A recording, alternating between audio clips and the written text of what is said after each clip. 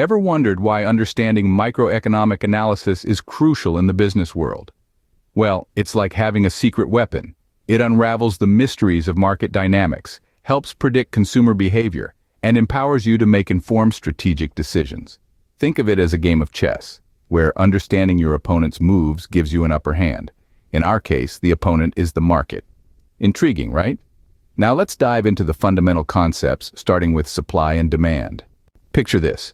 You're a local fruit vendor with a cart full of apples. It's the peak apple season, and your cart is brimming with the freshest, juiciest apples.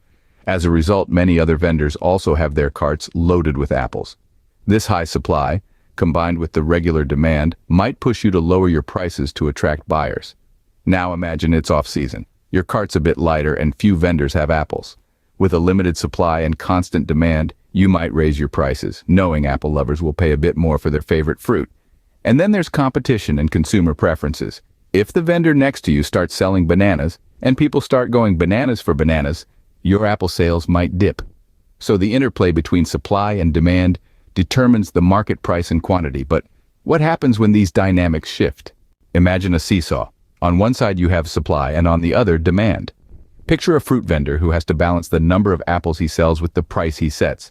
If he has too many apples and not enough buyers, he can lower the price to stimulate demand. Conversely, if he has fewer apples, he may increase the price.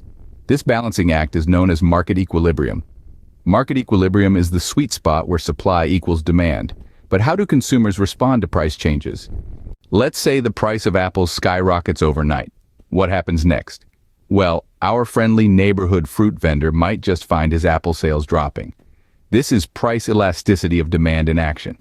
A high price elasticity means that consumers will buy fewer apples when the price goes up. Now imagine our fruit vendor also sells oranges.